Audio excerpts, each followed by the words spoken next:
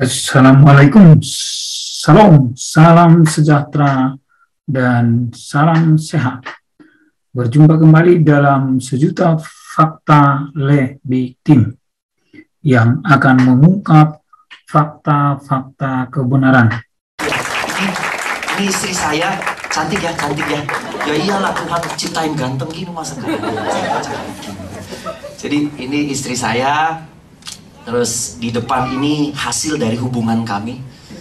Oh iya, kalau ada hubungan pasti ada hasil. Oh jangan ketawa, bilang kanan kiri, ada hubungan ada hasil. Beneran. Ada hubungan ada hasil. Jadi kalau ada hubungan pasti ada hadiah. Jadi ini hadiahnya. Ada hubungan ada hadiah. Amin. Nah itu dia. Jadi yang pertama namanya, bisa saya duduk. Jadi yang pertama ini namanya Kairos, Ethan Kairos Subhan. Nah ini Ethan Kairos Subhan. Halo. Kalau yang ini yang kedua, ini namanya Noah Jacob Subhan. Wah, Noah Jacob. Yang satu Kairos rencana Tuhan, yang satunya Noah. Pengen tahu Noah, tapi saya nggak bahas Noah, cari tahu sendiri. Karena carilah dahulu kan, baru semua akan ditambahkan. Jadi kalau nggak dicari ya bagaimana caranya? Ya, saya langsung aja jadi pendeta juga. Iya aja di depan. Iya, dekat dengan sama jadi sama itu pasti. Jadi sama. Kalau dekat dengan apa yang Tuhan jalani ya pasti jadi sama. Ya, penyikapan itu. Jadi saya coba mau kasih tahu, saya terima Yesus langsung aja ya. Saya terima Yesus itu tahun 2007. Untuk saat ini sih saya terima sudah hampir berapa? 8 tahun ya? 8 atau 7 tahun itu? Ya hampir segitulah ya. Apa lebih? Saya nggak tahu, hitung-hitungan saya agak sedikit kurang di situ. Makanya istri saya Tuhan ciptakan untuk jadi pelengkap saya. Itu dia. Iya, jadi saya agak kurang dengan hitung-hitungan. Istri saya tahu. Benar ya, saya 7 ya? 7 tahun ya? 10 tahun? 10 tahun. Iya. 10 tahun. Kalau ditanya kami melayani di mana, untuk saat ini kami melayani di Peacemaker, di komunitas kami. Kami punya komunitas dan kami punya yayasan, namanya Yayasan Peacemaker Indonesia, di mana kami melayani anak-anak yang bapak mamanya di penjara gitu. Ya, nggak ada kegiatan gitu anak-anaknya rutin, jadi kami coba fasilitasi dari yayasan kami. Jadi yang kita ajarkan melalui sport dan entertain, karena saya atlet basket dulu.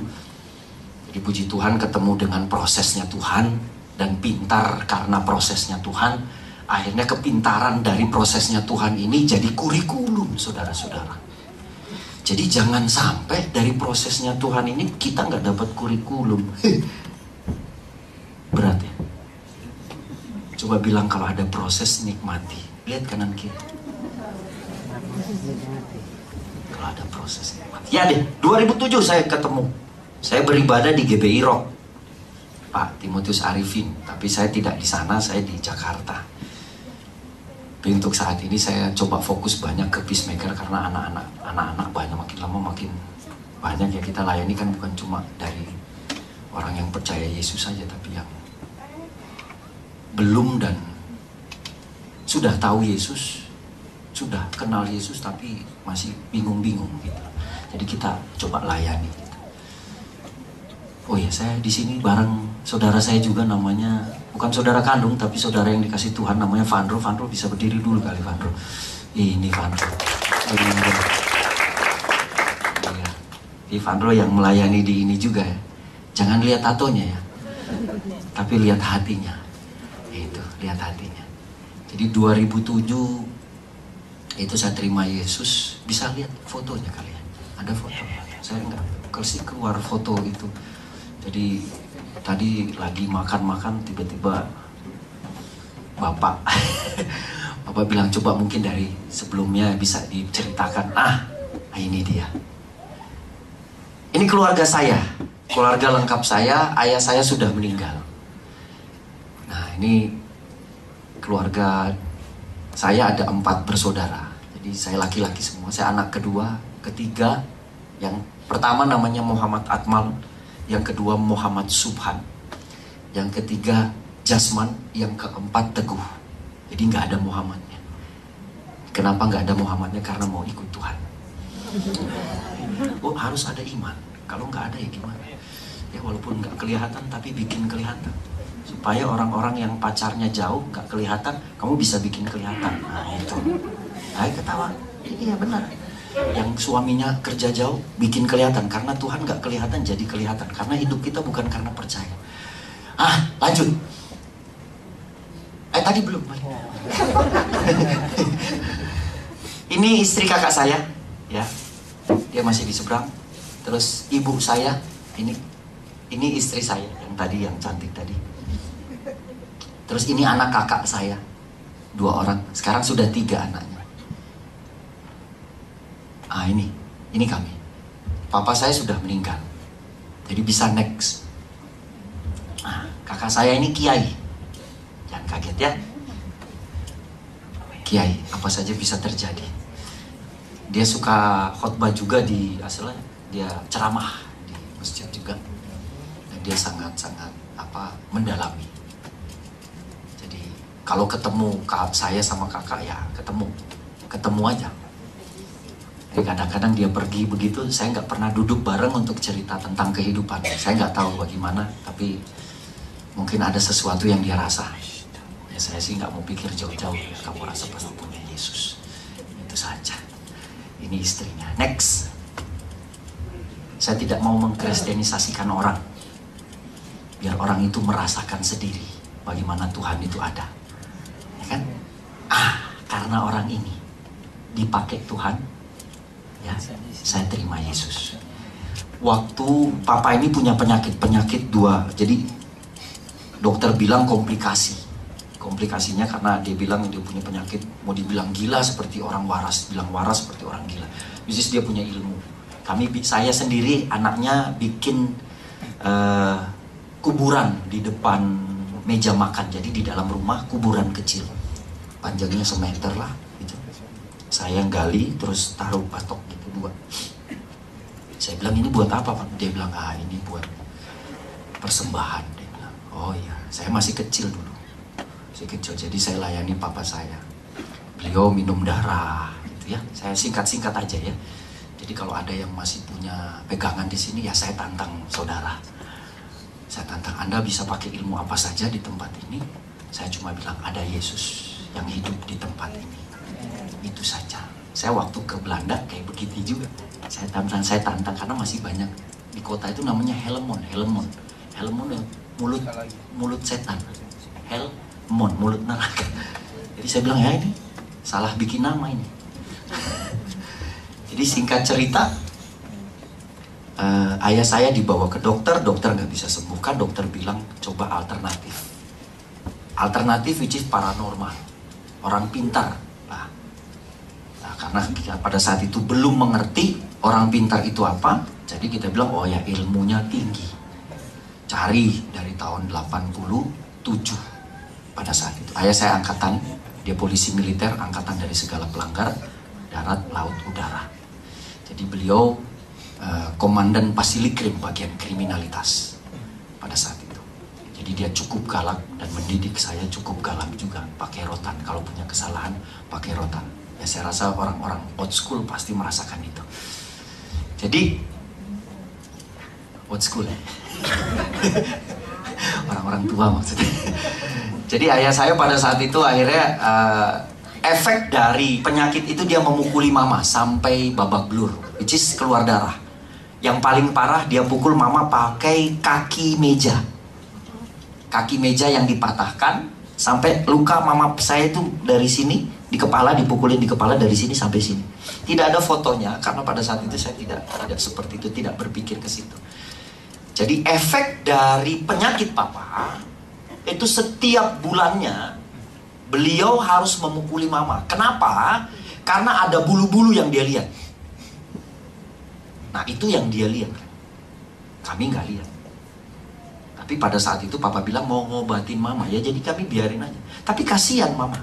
Di depan mata saya ya dia, maaf ya, telanjang bulat itu loh.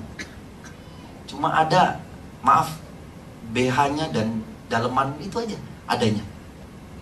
Dan di sana tuh kan asrama. Kalau asrama itu bilangnya dinding bertelinga, which is itu triplek pada saat itu.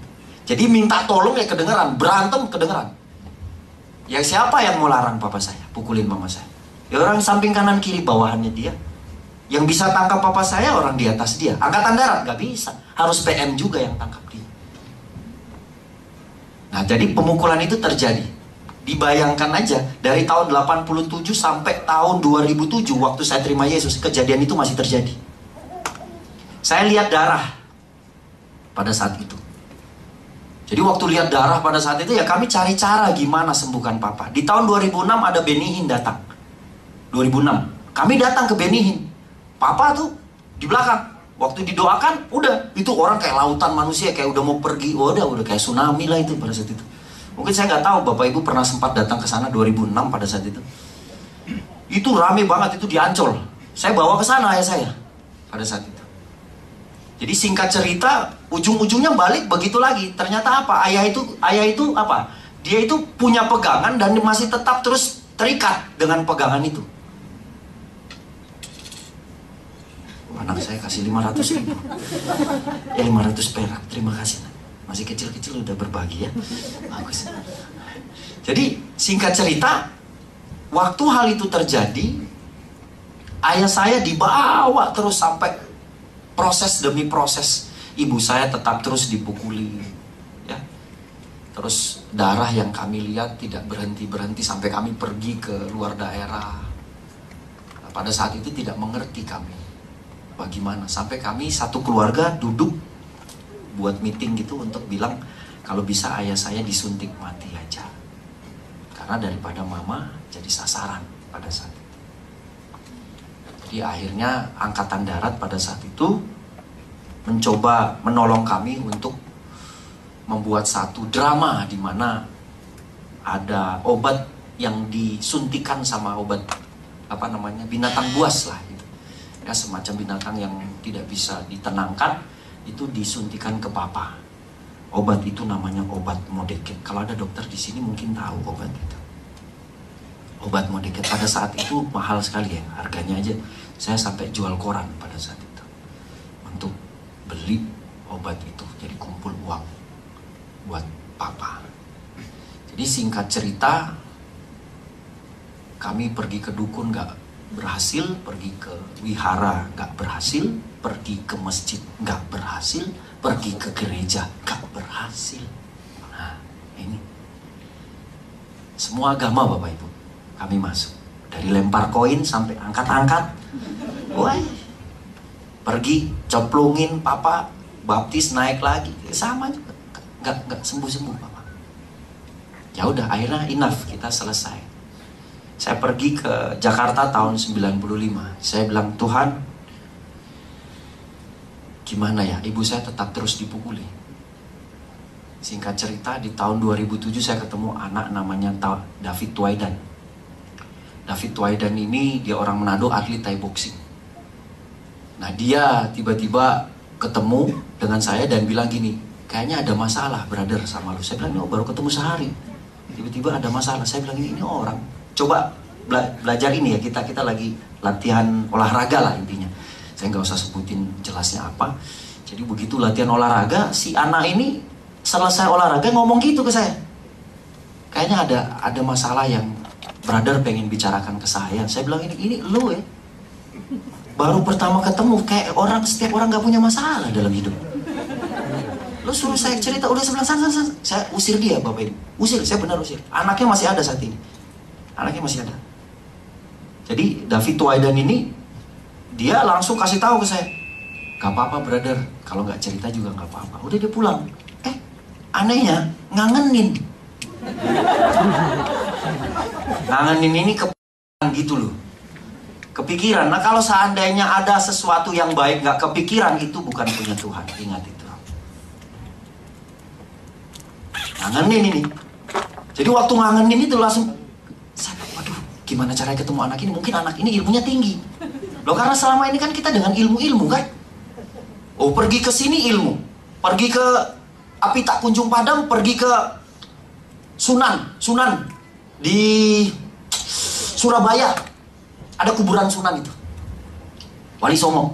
Oh masuk dalam pakai parfum cumi. Iya beneran, sampai sekarang masih terjadi itu. Di kaca, disemprot-semprot biar wangi, padahal kuburan kan. Itu semprot-semprot, terus udah ada penjaga. Ya kita minta kesembuhan dari situ. Masa di kuburan kita minta kesembuhan? Maaf sekali, saya rasa harus banyak sekolah kalau kayak begitu. Tapi saya melakukan itu.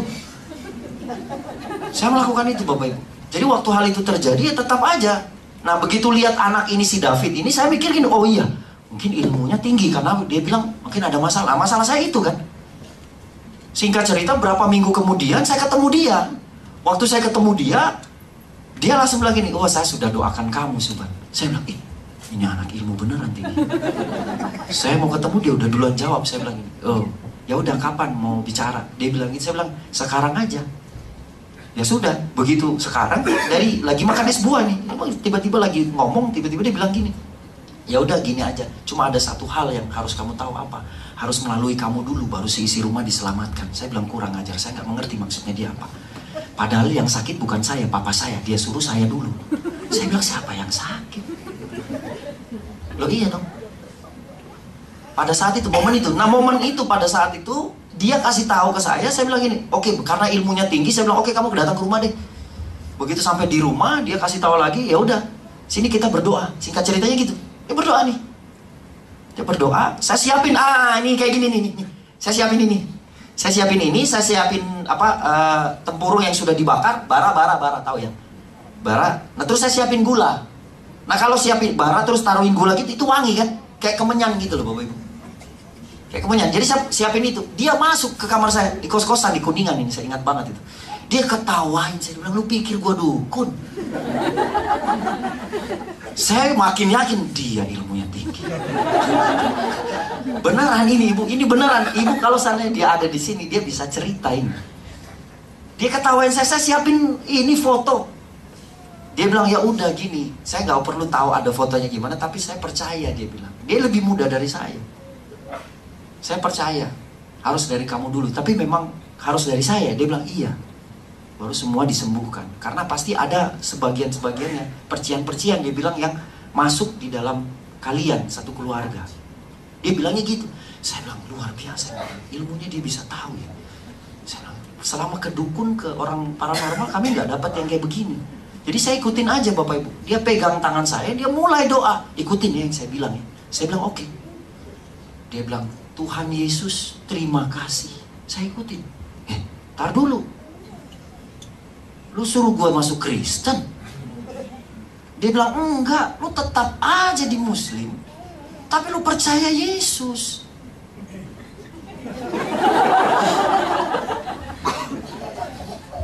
Ini Bapak Ibu.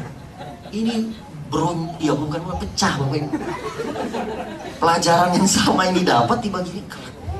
Wah, ternyata manusia emang harus gitu, harus dibongkar, bongkar. Nanti pembentukan itu terjadi, punya Tuhan yang real terjadi dalam hidup. Itu kebongkar ini. Akhirnya saya ikutin. Saya bilang, oh ya udah. Dia bilang, Yesus terima kasih, dombamu yang lama, yang hilang telah datang kembali. Gue bilang kurang ajar. Dia bilang saya binatang. Tapi karena pada saat itu pemikiran saya adalah oke, ini mungkin caranya dia pakai binatang. Gitu loh. Jadi saya nggak mengerti apa. Jadi saya ikut aja pada saat itu. Jadi waktu pas dia bilang, engkau mengetahui hati Suban Bapak, untuk kerinduannya dia buat bapaknya. Waktu dia ngomong gitu, saya kaget, saya nangis Bapak Ibu. Jadi waktu nangis, singkat cerita, saya lihat, wah ini anak ini kok bisa bikin gini. Saya lap cepat, supaya nggak kelihatan, biar kelihatan laki-lakinya gitu kan. Ternyata dalam Tuhan harus sering menangis Bapak Ibu. Anda nggak menangis, nggak masuk wisdom itu ke kamu. Beneran. Jadi singkat cerita, sampai di situ, dia pulang Bapak Ibu. Dia pulang. Karena dia bilang ini, habis doa kan, kami undang engkau Tuhan untuk menyembuhkan ayah Subhan. Di dalam nama Yesus, Juru Selamat kami. Dia bilang gitu. Dan saya ikutin itu. Haleluya. Amin. Amin. Pergi dia. Dia bilang kurang. Saya bilang ini, kok kamu langsung pergi? Loh iya, emang ngapain lagi Ban? Udah selesai ini aja. Aku bilang, ini orang ini. Lu memang tinggi ya ilmu. Dulu biasanya kan ada yang ditinggali kan, diajari dulu mau ngapain, mungkin dimuridkan dulu barangkali dikasih tahu caranya gini, doa ini biar papamu sembuh. Itu kan selama ini saya dapatnya gitu. Apa yang terjadi? Dia bilang gak usah, ngomong aja langsung. Ngomong apaan? Bahasanya ada nggak? Udah bahasa Indonesia aja. Saya bilang, wah iya, ilmunya tinggi. Pikir lagi saya. Karena bahasa Indonesia kan terserah bahasa apa saja. Jadi begitu singkat cerita hal itu terjadi, dia pulang, saya bingung, enak di dia nggak enak di saya bilang. Waduh, gimana? Ya sudahlah, itu jam 3 pagi saya ingat itu. Saya nggak tidur sampai sholat subuh. Nggak tidur, begitu saya bangun, saya sholat subuh sambil air sembahyang. Udah saya siapin semua, saya baca niat sholat subuh pada saya. Jadi waktu saya sholat, saya kalau tutup mata ini kan suka ada putih-putih nih di bawah sini nih. Ya kan? Putih-putih. Nah putih-putih itu kita suruh khusyuk. Jadi saya fokus ke situ aja sambil baca doa. Singkat cerita pas hal itu terjadi, tapi putih itu makin lama makin besar gitu loh Bapak Ibu. Gede. Nah pas firman, istilahnya firman Tuhan saya baca terakhir, ya Al-Fatihah terakhir saya baca, itu firmannya kenceng, bum, meledak. Itu bikin saya nggak jadi sholat. Tahu Bapak Ibu apa yang saya pikirin? Saya cuma pikir gini, saya Kristen berarti. Mikirnya gitu. Sholat tapi mikirnya, wah saya sudah Kristen. Jadi saya bingung di situ. Saya kaget, saya bilang, sudahlah, saya jalanin aja.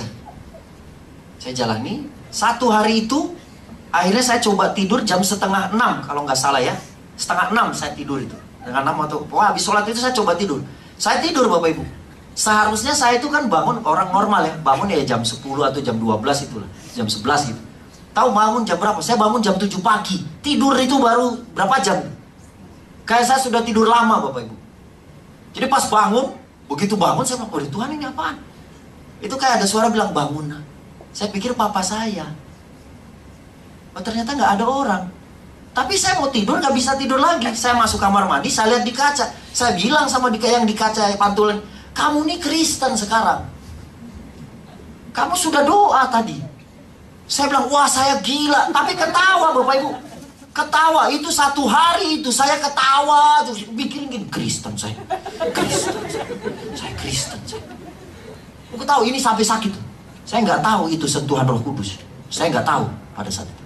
Nggak tahu saya. Jadi hati-hati Anda. Kalau lihat ada orang gila ketawa-ketawa ya nggak tahu. Itu dia. Jadi ketawa, saya ketawa. Selesai dari situ apa yang terjadi Bapak Ibu? Saya dapat kabar ayah saya meninggal. Saya marah, saya bilang, lu David, saya mau bunuh David. Saya mau bunuh David, orang murah kok. 4.500.000 sampai 500.000 juga bisa kok. Pada saat itu, oh Indonesia bagian timur. Saya darahnya Sulawesi, Ambon. Wih, keras ya. Timur, bagian timur sana. Jadi, pikir-pikir ibu, ada Manadonya. Bapaknya, waduh, Sulawesi mana nih? Tengah, Palu, waduh. Teroris banyak. Aduh. Jadi, singkat cerita, waktu saya dikabarkan seperti itu, bapak meninggal, saya marah. Saya bilang, saya terima Yesus kok, papa saya meninggal. Singkat cerita, perjalanannya waktu, saya berpulang kemana? Pulang ke Sulawesi. Saya bilang gini, oke, kalau memang ayah saya meninggal, Yesus dan dia sudah sembuh, saya tantang Yesus Bapak Ibu. Saya minta Yesus, papa saya tersenyum. Bisa lihat papa saya tadi, yang foto tadi. Nah ini, saya minta papa saya tersenyum. Singkat cerita, saya sampai di Palu, Sulawesi Tengah. Ya. Anak yang baik kasih tahu orang tua. Coba bilang kanan kiri, anak yang baik kasih tahu bapak. Selalu datang ke bapak. Jadi waktu hal itu terjadi, saya pergi ke Sulawesi dan minta itu kan, ayah saya tersenyum. Saya minta mayatnya, karena kalau meninggal hari Jumat adalah hari sakral, diseberang, dan meninggalnya pas azan itu adalah hari yang dimana dia akan ke surga. Saya minta itu. Apalagi tersenyum. Saya minta itu. Waktu hal itu terjadi, saya sampai di sana. Iring-iringan mobil masuk. Saya di luar, di dalam sudah gitu. Di dalam. Saya nggak di dalam, saya di luar. Saya mau lihat mayat papa saya. Saya mau lihat. Masuk ke dalam, di depan mobil jenazah, foto ini. Foto ini saya yang ngambil. Foto ini. Ini di rumah kami di Palu. Keluarga. Dia tersenyum ini. Ditaruh di depan. Jadi waktu pas mobil itu masuk, saya lihat foto ini. Saya bilang, bukan, saya nggak minta foto Yesus. Saya minta mayat. Saya minta mayat Yesus. Bapak, Ibu tahu mayat ya? Kalau nggak tahu boleh dari sini pergi ke kamar mayat. Cari tahu. Biar jelas. Jadi saya minta mayat itu. Begitu sampai di sana, buka peti jenazah. Jadi berantem Bapak Ibu dengan ini. Pemikiran saya berantem dengan apa yang punya Tuhan. Saya bilang enggak. Saya minta mayat Tuhan. Begitu buka mobil jenazah, ini kakak nih. Saya lihat papa di dalam peti mati. Nggak ada di dalam peti mati. Nggak ada. Menurut silsilah keluarga dan menurut seberang, itu nggak ada ditaruh dalam peti mati. Tanah kembali ke tanah, nggak boleh. Begitu sampai di situ buka peti jenazah, bukan mobil jenazah, peti itu putih. Loh, saya tendang kakak saya, "Lu kenapa ini ada peti jenazah?" Dia bilang, "Orang meninggal aja lo bikin repot." Saya bilang, "Lo kok kompromi lo?" Gak ada. Dia bilang, "Udah angkat." Ya sudah, saya lo berantem lagi. Jadi pada saat itu saya mintakan jenazah, mayatnya. Tuhan kasih ini dulu, yang tadi, foto tadi. Terus Tuhan kasih peti lagi. Ini sign Bapak Ibu. Saya nggak, apa ini berontak ini langsung. Singkat cerita, begitu sampai di dalam, saya nggak mengerti. Kita minta satu, Tuhan akan kasih banyak. Ingat ini. Bukan pikir yang berkat-berkat banyak itu berarti apa? Wisdom Tuhan akan terjadi sama kamu. Sama kita manusia. Jadi waktu hal itu terjadi Bapak Ibu, saya masuk ke dalam. Di dalam rumah itu. Ibu saya panggil, "Suban sini, buka peti jenazah dan buka kain kafan itu. Lihat muka papi nak." Saya bilang, "Sebutin aja." Saya jauh karena di situ kan banyak pemuka agama ya. Di situ. Para kiai lah di situ pada saat itu. Saya permisi, saya datang ke situ, saya lewat aja. Saya lihat muka ayah saya, apa yang terjadi Bapak Ibu? Muka ayah saya itu tersenyum, mayat Bapak Ibu, tersenyum. Saya jatuh, tunduk, langsung saya bilang, "Tuhan Yesus, hari ini, detik ini, izinkan saya menyembah-Mu Tuhan. Dan biarkan saya untuk cari Tuhan siapa. Ajari saya Tuhan, bagaimana memuji dan menyembah Tuhan. Bagaimana cara saya tahu Tuhan, bagaimana Engkau masih hidup sampai detik itu. Di tahun 2007 itu, Dia masih hidup Bapak Ibu. Hari itu, saya langsung bilang sama mama saya, "Mama, saya terima Yesus sebagai juru selamat saya." Mama bilang, "Kamu sama kayak papamu." Saya bilang, "Apa? Kenapa dari dulu nggak kasih tahu?" Ternyata papa saya sudah terima Tuhan. Dia masih ada di lingkungan keluarganya. Dia malu untuk menceritakan itu. Dan dia masih terikat dengan ilmu-ilmu itu.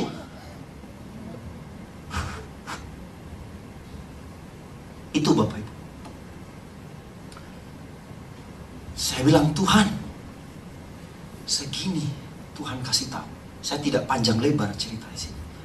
Sisi saya mengalami dan sisi ibu saya mengalami bagaimana papa meninggal. Itu berbeda. Dan akhirnya saya cari tahu. Ternyata Tuhan mempersiapkan. Dan Tuhan mengizinkan papa saya untuk bilang begini. Saya ingat satu lagu. Beliau bilang gini, "Ayo nyanyi sama papa. Mari kita bersukaria." Saya di seberang, saya tahu lagu itu. Saya belum terima Yesus. Dia tetap dari saya masih kecil, dia nyanyikan lagu itu ke saya. Karena ini hari bahagia, dia bernyanyi terus.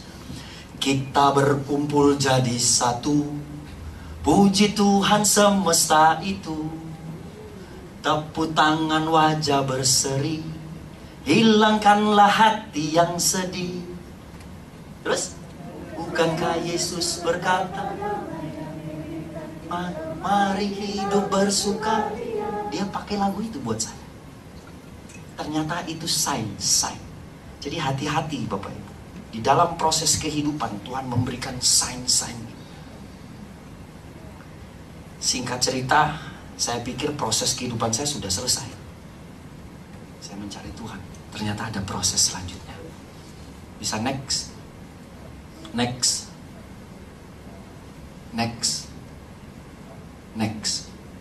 Proses anak saya. Anak saya terkena leukemia tipe ALL yang ujung-ujungnya adalah meninggal, Bapak Ibu. Di sini rumah sakit Medistra, Gatot Subroto. Saya teriak di sini, Bapak Ibu. Saya bilang, Yesus, tolong saya. Saya nggak kuat. Di sini, anak Bapak Ibu. Bapak Ibu kalau lihat anak sakit gimana ya, rasanya nggak enak itu. Tapi kalau lihat anak sakit, dokter bilang ujungnya meninggal, gimana coba? Rasanya gimana?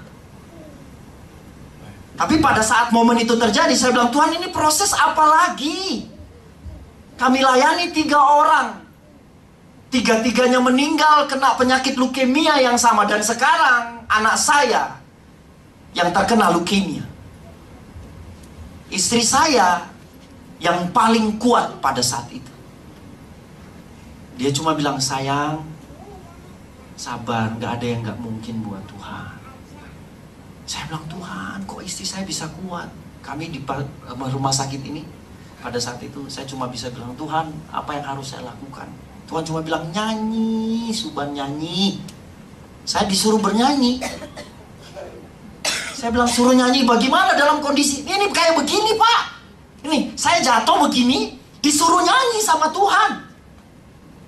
Tiba-tiba disuruh nyanyi. Bagaimana disuruh nyanyi? Kayak orang gini loh, ini kontralogik, ini pikiran kayak gini.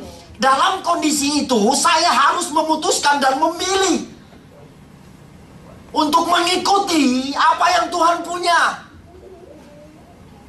Gak gampang proses itu. Anda mau jadi jago, dapat proses itu. Lewatin proses itu.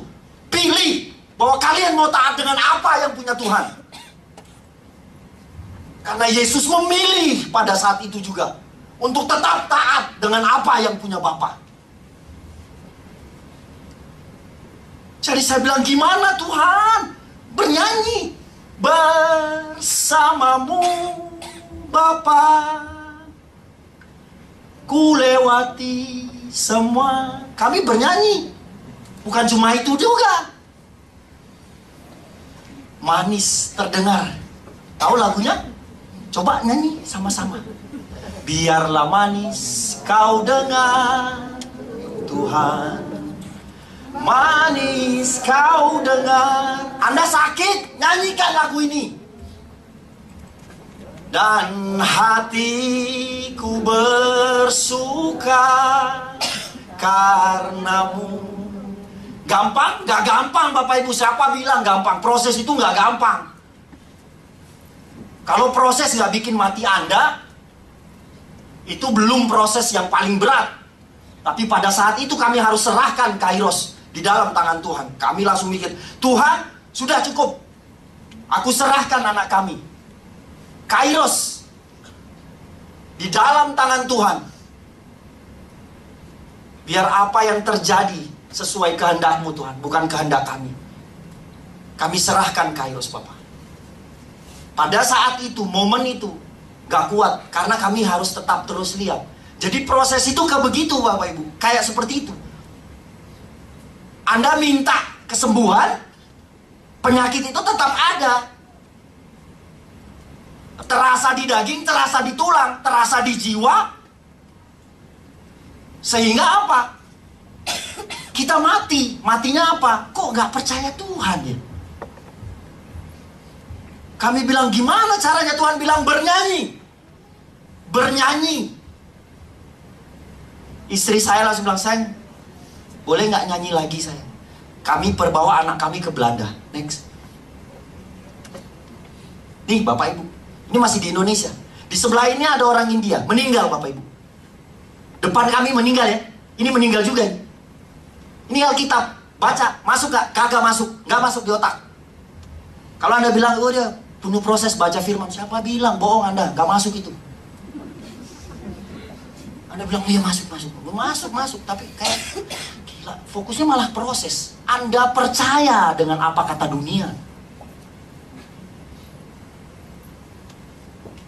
Waktu nyanyian terjadi, ujian Tuhan terjadi. Terkadang situasimu yang kamu lewati itu belum kamu bisa lalui. Tapi nyanyian itu sudah melampaui proses hidup. Karena kamu memilih untuk bilang seperti ini, aku bernyanyi Tuhan. Dan aku menyembah Tuhan. Di dalam roh dan kebenaran. Ini dia Bapak Ibu. Jadi waktu hal itu terjadi, saya bilang gini, Tuhan, kok bisa gini? Tapi ya jadi. Jadi ada aja yang masuk. Dari mana bahasa-bahasa ini? Dari mana? Kalau bukan dari renungan. Understand, mengerti. Anda punya wisdom, tapi kalau Anda nggak mengerti gimana caranya? Anda mengerti, tapi Anda nggak punya wisdom, bagaimana? Bingung Bapak Ibu. Orang hamba Tuhan juga kena kok. Gak ada sama di mata Tuhan. Anda bisa melakukan, Tuhan bilang, engkau bisa jadi seperti aku. Bisa itu. Kenapa sekolah Alkitab bisa ada? Kenapa orang-orang bisa di depan sini bisa ada? Karena Tuhan mau kasih apa? Tuhan kasih kurikulum. Kurikulum itu ada di mana? Ada di proses kehidupan. Yang kita memilih untuk tetap sembah Tuhan. Posisi ini pada saat itu, salah satu contoh ini adalah posisi ini. Kamu memilih untuk menyembah Tuhan dalam situasi seperti ini. Walaupun darah keluar depan kami yang gak berhenti-berhenti. Keluar dari mulut, keluar dari, maaf ya, bagian pembuangan dia. Kami tetap bilang, Tuhan, engkau yang terbaik Tuhan. Saya marah pada Tuhan pada saat itu.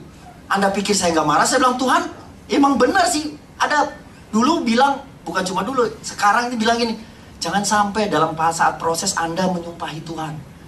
Hei, Anda harus ada dulu di dalam proses itu, baru Anda bisa tahu. Ada orang bilang, Suban, ada cancer survive, Suban. Saya bilang, Anda bisa ngomong. Anda tidak ada dalam posisi saya pada saat itu. Anda bisa enak.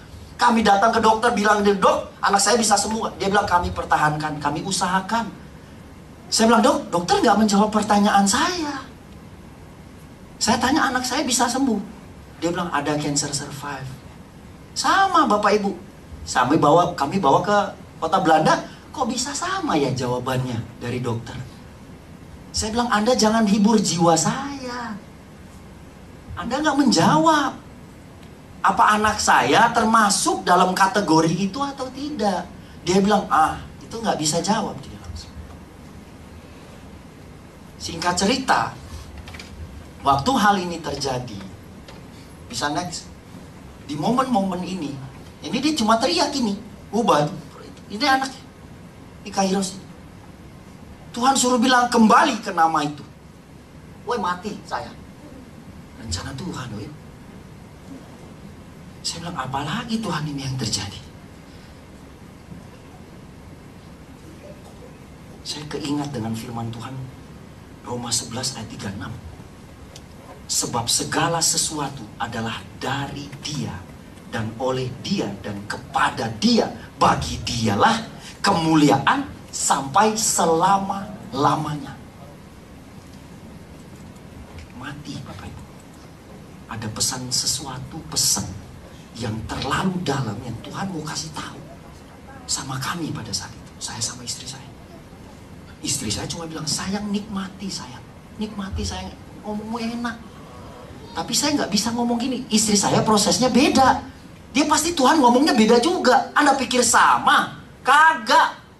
Istri saya lihat saya nangis, saya nggak bisa liatin nangis sama anak saya karena dokter bilang kalau liatin nangis sama dia, hemoglobinnya dia turun. Jadi kami bawa dia, lap dia, masuk kamar mandi, terus dia ke ruang tamu, kami ke kamar mandi, nangis. Nyanyi lagi, bersamamu Bapa, ku lewati semua. Sampai titik itu Bapak Ibu kami. Ternyata apa? Dari proses demi proses, bisa next. Ini, tangannya hancur, bisa next. Kairos, sini sayang, sini sayang, sini. Kami cuma bisa bilang gini, ya udah. Kamu dibuat Tuhan, namamu dipanggil sama Tuhan, loh iya. Panggil sama Tuhan, dibentuk sama Tuhan, ya itu punya Tuhan. Ya harus kembalikan ke Tuhan. Ya jangan kita jadi Tuhan. Saya sampai bilang kayak gini loh ke Tuhan pada saat itu. Saya bilang, Tuhan, panggil saya. Tuhan bilang gini, kamu siapa? Siapa kamu? Saya bilang, wah, waktu ada itu, Bapak Ibu, saya yakin banget Bapak Ibu bisa dengar suara Tuhan. Bukan cuma kami, orang-orang yang merenungkan, yang bisa kasih kesaksian di depan sini. No. Bapak Ibu bisa kok. Karena pada saat ada dalam proses, itu ada namanya kurikulum baru yang Tuhan akan melengkapi semuanya. Sehingga kemuliaan Tuhan itu makin muncul di permukaan. Dan dia akan berjalan itu. Itu Bapak. Kairos, sini saya. Boleh foto tadi. Nih lihat. Ini ada, mana portokannya? Nah, ini bolong ini Bapak Ibu. Ini bolong. Darah tuh harus keluar masuk dari situ. Nah dia bisa 3 bahasa. Jadi dokter datang pakai bahasa Belanda, saya nggak tahu bahasa Belanda, dia yang translate. Ya, beneran. Dia bisa bahasa Indonesia, saya harus pakai bahasa Indonesia, istri saya harus pakai bahasa Belanda, dan bahasa Inggrisnya dia belajarnya di sekolah. Dia bisa 3-tiganya. Udah saya masuk angin. Jadi singkat cerita, proses demi proses ini terjadi. Bisa next. Nah, badannya kecil, krempeng, mata ke dalam. Nih, terus kita harus lewatin ini. Next. Rambut botak. Tiba-tiba gitu ya. Ya Anda bisa tahu lah, cancer pasti rambutnya karena kemo ya, Bapak Ibu. Nah, kemo itu kan hancurin semua bagian-bagian tubuh yang bagus. Yang nggak bagus hancur, yang bagus juga hancur. Next. Nah, ini. Jadi waktu anak saya sakit, Tuhan suruh gini, lihat mukanya, Saya perhatikan mukanya. Kenapa Tuhan suruh lihat muka? Ya lihat aja muka. Lihat muka iya. Ini kena leukemia, ini enggak. Nah, waktu lihat seperti ini, ada sesuatu yang Tuhan sampaikan. Kalau sehat itu berwarna. Oke? Kalau nggak sehat itu cuma satu warna. Jadi kalau ada di negara ini bikin satu warna, itu egonya mau keluar.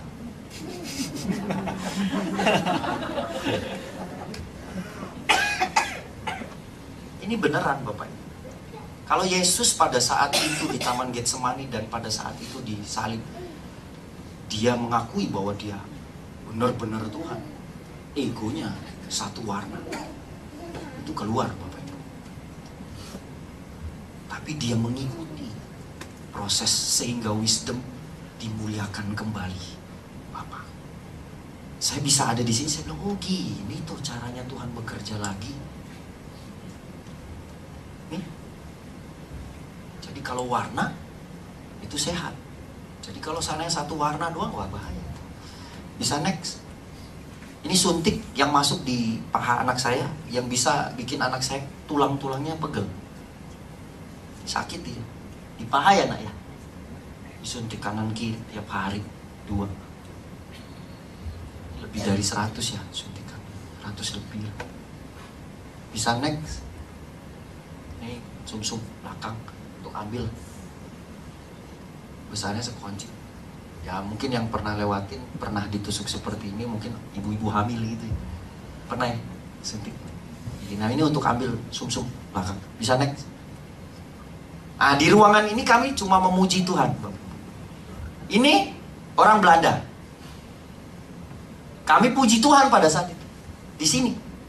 Ditemani sama Pak Victor Varaktimela. Jadi gembala yang di kota Belanda. Kami bernyanyi di sini. Biarlah manis kau dengar. Nah, kita nyanyi gitu terus. Pujian. Pada saat nyanyi itu, kita merasakan hadirat Tuhan, Bapak Ibu. Kita doang merasakan pada saat itu. Saya sih nggak peduli lu mengerti apa enggak ya orang-orang di sini. Saya mau sembah Tuhan karena itu yang bisa bikin fondasi saya makin kuat, Bapak Ibu. Waktu hal itu terjadi, saya kaget, dokter-dokter ini nangis, meleleh. Saya bilang, ini kenapa? Oh, nyanyi terus, saya nyanyi. Kita nyanyi. Waktu dia nangis, dia tanya, ini apa? Lagu apa? Oh, kami orang yang percaya dalam Yesus. Kami bernyanyi. Tahu Bapak Ibu, mereka bilang gini, ini kayaknya cocok kita bawa ke rumah sakit, seluruh rumah sakit. Jadi training untuk anak-anak, kita pakai lagu. Coba lihat.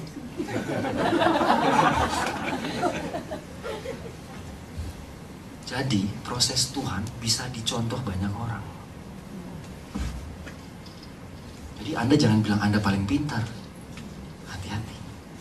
Tuhan selalu punya cara yang bikin orang yang tidak mengerti memakai contoh punya Tuhan. Dan akhirnya dia merasakan bahwa Tuhan itu hidup. Amin. Bisa next. Nah ini sekarang next. Nah, mulutnya hancur. Kenapa dia kalau pup itu darah? Karena satu badan hancur. Jadi waktu keluar kotorannya itu darah. Jadi darah keluar ya saya, ya gimana ya orang tua ya. Lihat darah. Darah keluar dari anak lagi. Kalau dari orang lain masih kayak, oh iya masih kita. Oh iya Pak, semangat. Ini sekarang darah. Kita harus ngomong sama diri sendiri, harus layani diri sendiri. Jadi proses terpenting dalam hidup layani dirimu. Anda mau layani orang lain, layani dirimu. Masih ada yang gak beres, posisi kayak begini, puji Tuhan.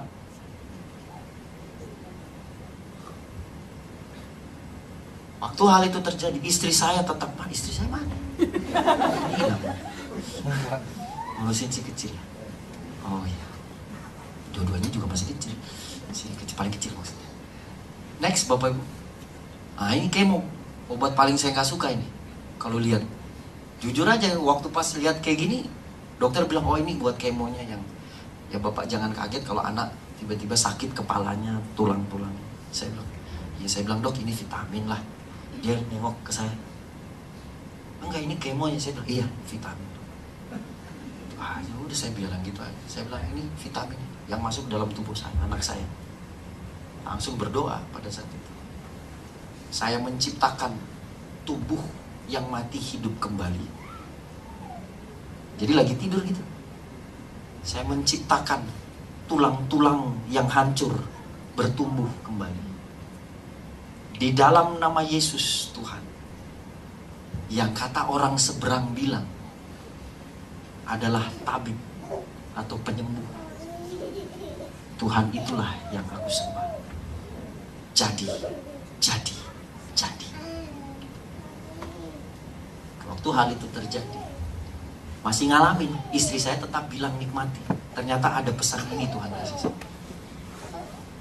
Jadi waktu pas kejadian itu, Anda bilang jadi, masih belum terjadi.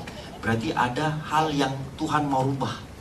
Jadi apa yang spesial di mata manusia, Tuhan mau ambil semua. Karena Tuhan mau kasih tahu, hanya ada satu yang spesial, yaitu Yesus itu sendiri. Tuhan itu sendirilah yang spesial. Hal itu. Bisa next. Kami cuma bisa berdoa pada saat itu. Next lagi. Nah ini anak saya di rumah. Anehnya kita mikirnya gini, ini yang sakit siapa? Saya apa dia? Ternyata kita yang sakit. Kita disuruh belajar sama Tuhan, bisa terus aja.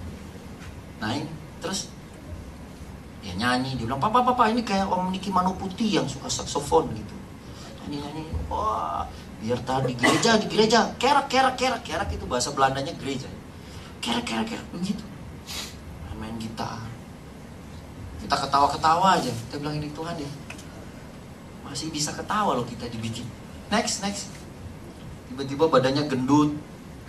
Dalam waktu 2 minggu Bapak Ibu. Ternyata karena obatnya. Next. Hati yang gembira adalah obat yang manjur, tetapi semangat yang patah mengeringkan tulang. Waktu hal itu terjadi kita cuma mikir gini, bisa next. Hati yang gembira dalam kondisi kayak gini nggak gembira Anda bilang gembira ya nggak gembira. Memaksa. Akhirnya kita buat satu kata-kata, saya sama istri, Kairos, jangan nak. Anda mau semangat, harus paksa semangat. Jadi semangat itu harus dipaksa. Kalau tidak dipaksa bukan semangat namanya.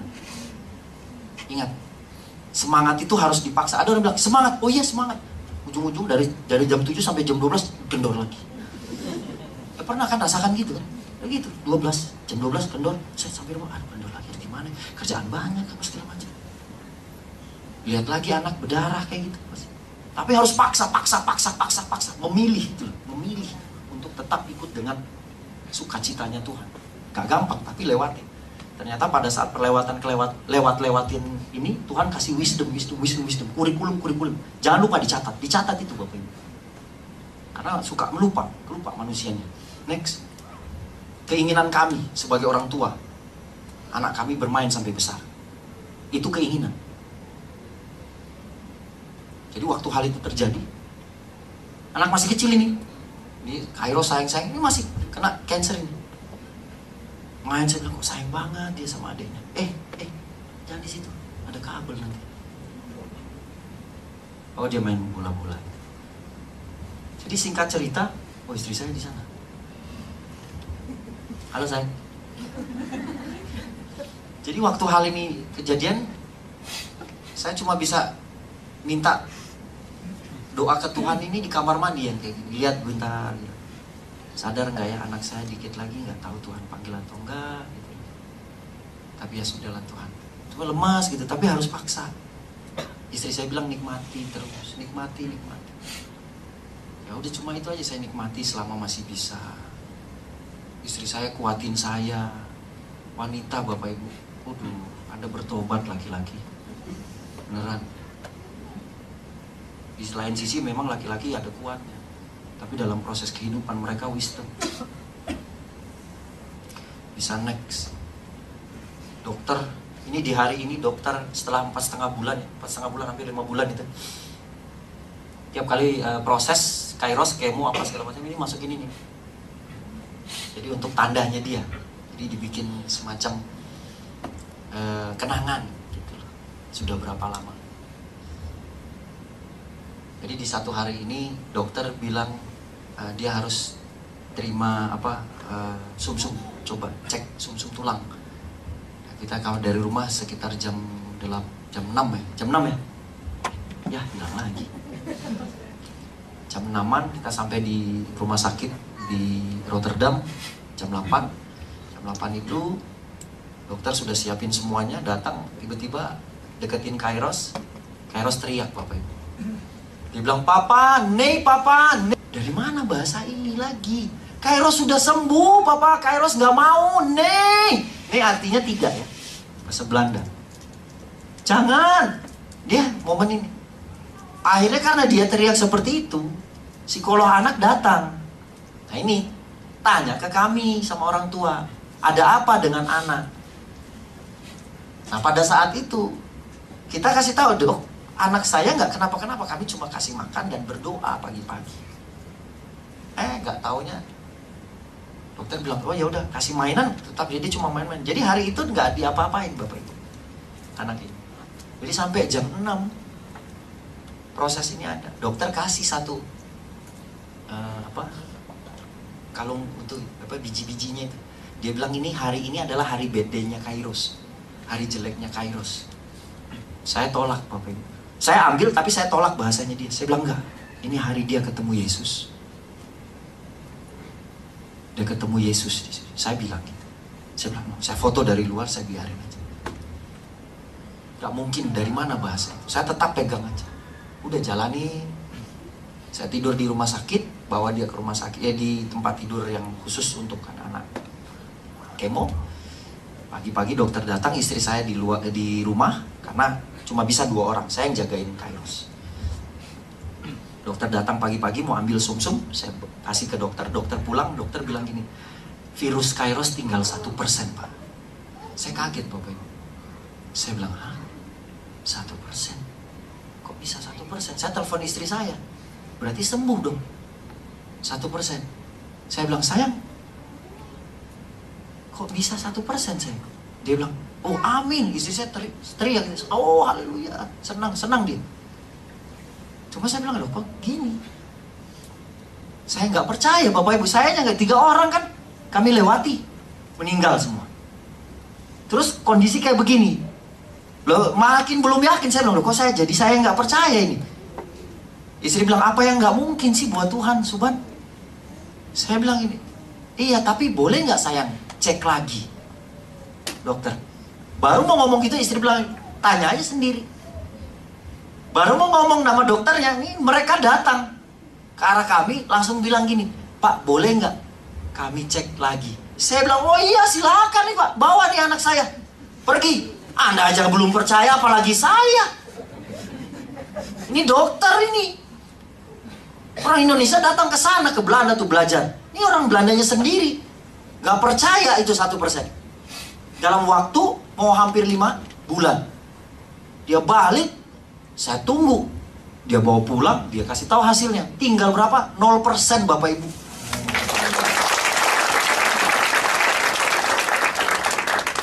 Cuma puji, sembah Tuhan, nyanyi-nyanyi. Kalau Anda bilang tidak ada kuasa dalam nyanyian, Anda masih belum percaya dalam nyanyian, hati-hati Bapak-bapak, Ibu-ibu, hati-hati. Teman-teman, saudara-saudara muda.